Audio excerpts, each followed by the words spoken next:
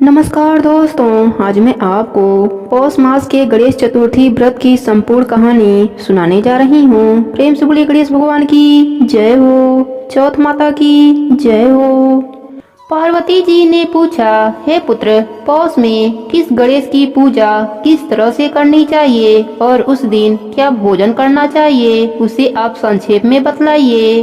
श्री गणेश जी ने कहा, हे महादेवी, पौष मास की चतुर्थी विघ्न नाशनी होती है। उसमें लंबोदर नामक गणेश जी की पूजा करके भोजन के रूप में केवल गौमूत्र ही पीना चाहिए।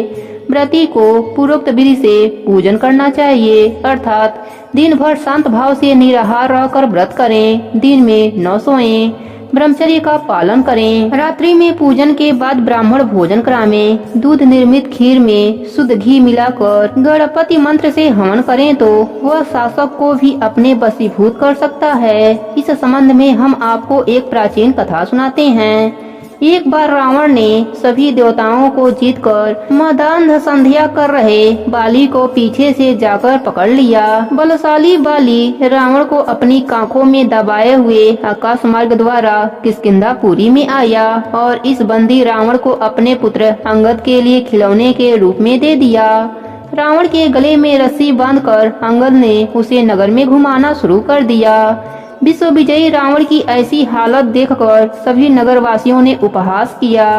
जनता कहने लगी, अरे देखो तो सही, यह विश्व विजेता रावण आज राजकुमार द्वारा सड़कों पर घुमाया जा रहा है। पुनर्वासियों की बात से रावण बहुत ही लज्जित होकर उसास लेने लगा। उसका दर्प चूर हो गया। उसने अपने नाना पुलस्य मुनि का स्मरण किया। अपने नाती की दीन पुकार से मुनि को आश्चर्य हुआ कि उसके नाती की ऐसी दशा क्यों हुई। अत्यंत गर्व करने से देव, दानव, मनुष्य आदि सभी का पतन अवश्य ही होता है। रावण के समीप आकर मुनि ने पूछा कि तुमने मुझे क्यों याद किया है। रावण ने कहा, हे नाना जी, देवताओं को जीतने के कारण गर्व करने से मेरी यह दुर्गति हुई है। मैंने संध्या करते हुए एक वानर राज को देखा। पश्चिमी महासागर के तट पर मैंने उसे पीछे से पकड़ने की चेष्टा की, परंतु मैं ही उसके द्वारा पकड़ लिया गया। मुझे यहाँ लाकर गले में रस्सी लगाकर अपने लड़के को खेलने के लिए दे दिया। इस दुर्गति को देखकर नगरवासी मेरी हंसी उड़ाते हैं। हे देव, इसी चिंता में मैं व्याकुल रहता हूँ। रस्सी में बंधे रहने के कारण मैं आसक्त हो गया हूँ। हे नाथ, अब मैं क्या करूँ? मेरे जैसा आपके वंश में कोई दूसरा कुकलंकित नहीं है। अब आप ही मेरी रक्षा कर सकते हैं। तुलसी जी ने कहा, हे रावण, डरने की कोई बात नहीं है। मैं तुम्हें बंधन मुक्त करा दूंगा। यह बाली देवराज इंद्र के वीर से उत्पन्न है और पराक्रम से तुमसे बढ़कर है। इसकी मृत्यु महाराज दशरथ के पुत्र श्री राम के हाथों होगी। हे राक्षस राज, यदि तुम बाली के बंधन से छूटना चाहते हो तो मेरी बात मानकर संकट नाशक गणेश जी का व्रत करो। प्राचीन काल में वृत्रासुर की हत्या के प्रायश्चित स्वरूप इंद्र ने भी इस व्रत को किया था। अतः तुम भी इस संकट नाशक व्रत को करो। बहुत शीघ्र ही तुम्हारा कलेश दूर होगा। इस प्रकार आदेश देकर ब्रह्म ऋषि वन को चले गए और इधर रावण ने व्रत का अनुष्ठान किया। हे देवी, इस व्रत के प्रभाव से रावण तत्काल ही बंधन रहित हो गया और सुख पूर्वक अपना राज्य करने लगा। भगवान कृष्ण कहते हैं कि हे युधिष्ठिर, आप भी इस व्रत को कीजिए। इस व्रत के प्रभाव से समर में समस्त शत्रुओं का संहार करके आप अपने उत्तम राज्य को प्राप्त करेंगे। कृष्ण जी की बात सुनकर युधिष्ठिर ने विधि पूर्वक पौष कृष्ण चतुर्थी का व्रत किया और इस व्रत के प्रभाव से उन्होंने अपने राज्य को पुनः प्राप्त कर लिया। प्रेम से बोले गणेश भगवान की जय हो। अब सुनते हैं चौथ माता की कहानी। प्रेम से बोली चौथ माता की जय हो। एक सेठ सेठानी रहते थे। उनका एक बेटा और एक बहू थी। बहू सबको भोजन करा के फिर स्वयं भोजन करती थी। एक पड़ोसन ऐसी भी थी। रोज बहू से पूछती कि बहू, आज क्या बनाया खाया। बहू कहती, ठंडो बासी। एक दिन उसके पति ने ऐसा सुनकर विचार किया कि आज तो पकवान बनाया जाए, फिर देखें कि मेरी पत्नी क्या कहती है। उसने तरह तरह के पकवान बनवाए और घर के सभी लोगों ने एक साथ बैठकर भोजन किया। आज भी पड़ोसन ने पूछा तो बहू ने कहा, ठंडो बासी। सेठ के लड़के ने सोचा, हो ना हो कोई बात अवश्य है जिससे कि मेरी पत्नी ऐसा कहती है। उसने पत्नी से पूछा, तुम रोज ठंडो बासी खाया ऐसा क्यों कहती हो, जबकि हम सबने एक साथ बैठकर कई तरह के पकवान खाए। उसकी पत्नी बोली, आपने जो खाया वह बाप बूढ़ों की कमाई है। जिस दिन आप कमा कर लाओगे उस दिन मैं समझूंगी कि ताजा भोजन कर रही हूँ। अब एक दिन लड़के ने माँ से कहा, मैं बड़े शहर में कमाई करने जा रहा हूँ। माँ बोली, बेटा अपने पास इतना धन है कि खाया नहीं छूटेगा। माँ के मना करने पर भी बेटे ने स्वयं कमाने का दृढ़ निश्चय कर लिया और जाते समय पत्नी से कहा कि मैं जब तक कमाकर बहुत सा धन लेकर न आऊं, तुम चूल्हे की आग बुझने मत देना। एक दिन चूल्हे की आग बुझ गई तो वह मन ही मन घबराने लगी, कहीं मेरे पति पर संकट तो न आन पड़ा। पत्नी जल्दी से पड़ोस में से आंच लाकर चूल्हे में रख दूं, ऐसा विचार करके पड़ोस में गई। वहाँ पड़ोसन ने कहा, थोड़ी देर में आकर ले जाना। बहू ने पड़ोसन से पूछा, आप यह व्रत क्यों करती हैं, इससे क्या मिलता है। पड़ोसन ने कहा, चौथ माता के इस व्रत को करने से अन्य लक्ष्मी मिले और सभी मनोकामना पूरी हो जाती हैं। अब बहू भी चौथ माता का व्रत करने लगी। दीवार पर चौथ माता बनाई। उस दिन घी गुड़ का चूरमा बनाकर रात्रि को चंद्रमा को अर्घ देकर भोजन करती। ऐसा करते करते बहुत दिन हो गए। चौथ माता ने उस बहू के पति को सपना दिया कि साहूकार का बेटा, तू जागे कि सोवे, तेरी पत्नी बहुत याद कर रही है, घर जाकर उसकी चिंता मिटा। तू दुकान खोलकर कक्कू केसर का पलगा बना के बैठ जाना, आज तेरा हिसाब किताब चुकता हो जाएगा। अब तो चौथ माता ने जैसा कहा था वैसा ही हुआ। उसने घर जाने की तैयारी की और गाड़ी भर के धन दौलत लेकर चल दिया। रास्ते में एक बड़ा सा काला नाग फन फैलाए बैठ गया और कहने लगा, आज मैं तुझे डसूंगा, छोड़ूंगा नहीं, आज तेरी आयु पूरी हो गई है। सेठ के लड़के ने कहा, आज चौथ माता ने मुझे सपना दिया तो मैं पत्नी से मिलने घर जा रहा हूँ। वहाँ मेरी पत्नी बहुत चिंता कर रही है, मैं उससे मिलकर जरूर आऊँगा, तब तुम मुझे डस लेना। नाग ने कहा, तुम शपथ पूर्वक कहकर जाओ तो मैं तुम्हें जाने दूंगा, परंतु लौट कर नहीं आए तो तुम्हारे घर आकर मैं तुम्हें डस लूंगा। इस प्रकार सर्प को वचन देकर वह अपने घर पहुँचा। वहाँ सभी से हंसी खुशी से मिला और भोजन करने उदास होकर बैठ गया। उसकी पत्नी उदास होने का कारण पूछा तो पति ने काले नाग वाली बात बताते हुए कहा, यदि मैं उसके पास नहीं जाऊंगा तो वह घर आकर मुझे डस लेगा। पत्नी बहुत ही चतुर थी। उसने कहा कि आप घबराओ मत, जाकर सो जाओ, मैं एक उपाय करती हूँ। पत्नी ने कमरे की 7 पेड़ी धोई।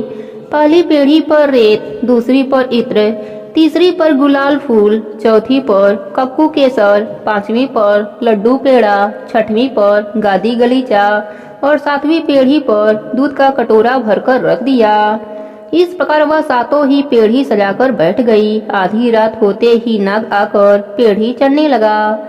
पहली पेढ़ी पर रेत में लौट गया और कहने लगा कि सेठ की बहू तो आराम बहुत दिया, पर बचनों से बधा हूँ, सो डसूंगा अवश्य ही। इसी प्रकार 7 पेढ़ियों पर नाग आराम करता हुआ और कहता हुआ कि डसूंगा जरूर कमरे में जाने ही वाला था कि चौथ माता ने विचार किया कि मैं इसे नहीं बचाऊंगी तो संसार में धर्म कर्म और व्रत पूजन को कौन मानेगा। अब गणेश जी, चंद्रमा जी और चौथ माता ने उसे बचाने का विचार बनाया। चंद्रमा जी ने उजाला किया, चौथ माता ढाल बनी और गणेश जी ने तलवार लेकर नाग को मार दिया और ढाल से ढक दिया। अब बहू भी थकी हारी सो गई। दिन उगा तो लोग बेटे से मिलने आए, परंतु बेटा बहू तो उठे ही नहीं थे। बहुत देर हो गई तो माँ उन्हें उठाने गई। माँ ने 7 पेड़ियों पर जो कुछ देखा तो बहुत घबराई और बेटा बहू को आवाज लगाने लगी। बेटा बहू उठे तो देखा कि एक ढाल तलवार वहीं पड़ी है। अब ढाल उठाई तो वहीं काला नाग मरा हुआ पड़ा है। बेटा बहू ने सोचा कि आज तो धर्म कर्म ही आड़े आए, जो गणेश भगवान जी चौथ माता ने अपनी रक्षा करी। हे चौथ माता, जैसे आपने सेठ के बेटे की रक्षा करी वैसे ही अपने सभी भक्तों पर अपनी कृपा बनाए रखना।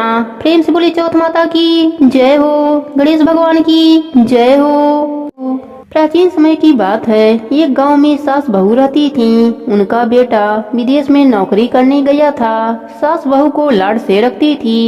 एक दिन सास किसी काम से गांव जाने लगी तो बहू से बोली कि बहू, चूल्हे की आंच बुझने मत देना, सास गांव चली गई।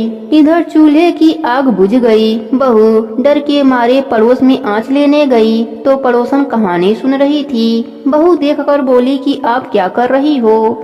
तब औरतें बोली कि हम चौथ माता की कहानी सुन रहे हैं। तब बहू बोली इससे क्या होता है। तब औरतें बोली कि चौथ माता अन्य धन, लक्ष्मी, बेटा, पोता सब देती हैं। पति प्रदेश गया वापस आ जाता है, तू भी किया कर।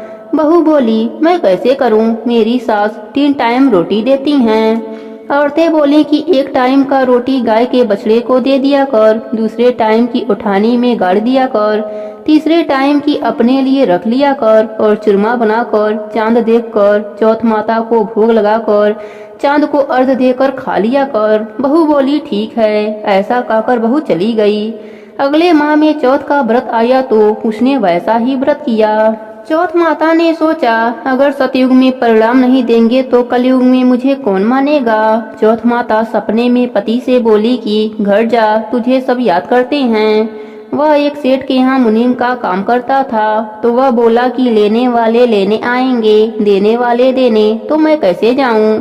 चौथ माता ने कहा कल घी का दीपक जलाकर बैठ जाना, देने वाले दे जाएंगे और लेने वाले ले जाएंगे। पति ने ठीक वैसा ही किया और सेठ से हिसाब करके घर आने लगा। रास्ते में एक सांप मिला, बोला मैं तुम्हें खाऊंगा। उसने कहा मैं अपने घर वालों से मिल लूं, फिर तुम मुझे खा लेना।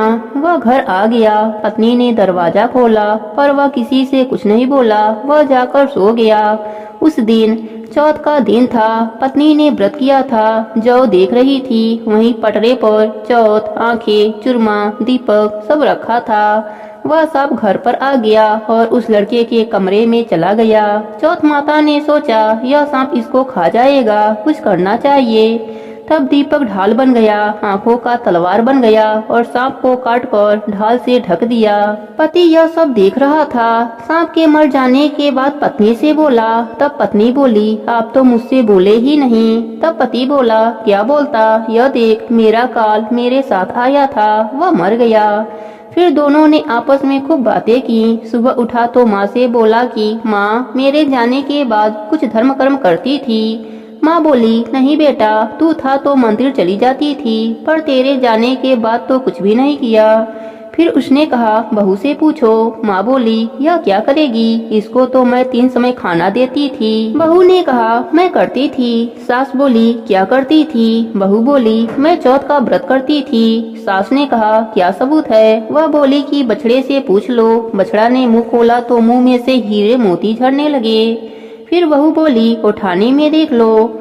उठानी को खोद कर देखा गया तो रोटी की जगह सोने चांदी के ढेर मिले। तीसरे बनिए से पूछ लो। बनिए की बात भी सही निकली। सास बोली क्या चौथ माता ऐसी हैं। बहू बोली हाँ, चौथ माता सबका भला करती हैं, सुख सौभाग्य देती हैं, सबकी रक्षा करती हैं। हे चौथ माता, जिस प्रकार आपने बहू पर अपनी कृपा करी वैसे ही अपने सभी भक्तों पर अपनी कृपा बनाए रखना। प्रेम से बोली चौथ माता की जय हो, गणेश भगवान की जय हो। एक नगर में एक बुढ़िया माई रहती थी। वह अपने बेटे की सलामती के लिए 12 महीनों का चौथ का व्रत करती थी। हर चौथ को पंसारी से थोड़ा सा गुड़ और घी लाकर 4 लड्डू बनाती, एक बेटे को देती, एक से पूजा करती, एक हथकार के लिए निकलती और एक चांद उगने पर खुद खा लेती थी। एक बार उनका बेटा ताई से मिलने गया। ताई भादुड़ी चौथ का व्रत रखा था। ताई से पूछा माँ तो 12 चौथ करती है। ताई बोली तेरी माँ तेरी कमाई से तरमाल खाने के लिए 12 चौथ करती है, तो प्रदेश जाए तो वह एक भी चौथ न करे। लड़के को लगा ताई सच कह रही हैं। घर आकर माँ से कहा मैं प्रदेश जा रहा हूँ, यहाँ तू मेरी कमाई खाने पीने में उड़ा देती है। माँ ने समझाकर रोकना चाहा पर बेटा नहीं माना। माँ ने उसे साथ ले जाने के लिए चौथ माता की आंखें दिया और कहा मुसीबत में यह आंखें तेरी मदद करेंगे। वह आंखें लेकर रवाना हो गया। घूमते हुए एक नगर में पहुंचा। उसने देखा एक बूढ़ी माई रो रही हैं और पुआ बना रही हैं। उसने कारण पूछा तो बूढ़ी माई ने कहा बेटा, इस नगर की पहाड़ी पर एक दैत्य रहता है। पहले वह नगर में आकर कई लोगों को खाने के लिए मार देता था। इसलिए यहाँ का राजा उसे खाने के लिए हर घर का एक आदमी उसके पास भेजता है। और आज मेरे बेटे की बारी है, इसलिए रो रही हूँ और उसी के लिए पुआ बना रही हूँ। वह बोला, तू पुए मुझे खिला दे, तेरे बेटे की जगह मैं चला जाता हूँ। बुढ़िया माई ने खीर पुए उसे खिला दिए। खा पी कर वह सो गया। रात को राजा के सैनिक आए तो बुढ़िया माई ने उसे भेज दिया। दैत्य के सामने पहुंचने पर उसने चौथ माता की आंखें दैत्य की तरफ फेंक कर कहा, हे चौथ माता, यदि मेरी माँ मेरी सलामती के लिए व्रत करती है तो दैत्य का सिर कटकर गिर जाए। तुरंत दैत्य का सिर कटकर गिर गया। लड़का वापस आ गया। राजा ने उसे उपहार देकर विदा किया। चलते हुए एक दूसरे राजा के नगर में पहुंचा। इस राज्य में आमा तभी पकता था जब एक इंसान की बलि दी जाती थी। सिपाहियों ने उसे पकड़कर आमे में चुन दिया। लड़के ने आंखें आमे में डाले और कहा, हे चौथ माता, यदि मेरी माँ मेरे सलामती के लिए व्रत करती है तो आमा मेरे बलि के बिना ही झट से पक जावे। आमा तुरंत पक गया। आमे में से मिट्टी की जगह सोने चांदी के बर्तन निकले। अंदर से लड़का बोला, बर्तन धीरे धीरे निकालना, मुझे लग जाएगी। राजा ने उसे निकलवाया और पूछा, इस आमे से तुम बच कैसे गए? लड़के ने बताया कि उसकी माँ चौथ माता का व्रत करती हैं। व्रत के कारण ही वह बच पाया है। राजा को विश्वास नहीं हुआ। उसने एक चांदी की सुराही मंगवाई और कहा कि सुराही की नली से निकलकर दिखाओ, तभी मुझे विश्वास होगा। लड़के ने चौथ माता को याद करके आंखें सुराही में डाले और कहा, मैं भौरा बनूं, सुराही से निकलूं। लड़का भौरा बनकर सुराही से निकल गया। राजा खुश होकर राजकुमारी की शादी उसके साथ करवा दी और सभी लोगों को चौथ माता का व्रत करने को कहा। उसे माँ की याद आई। उसने राजा के पास जाकर खुद के नगर जाने की इच्छा जाहिर की। राजा ने रथ, घोड़ा, हाथी और खूब सारा दान दहेज देकर उसे विदा किया।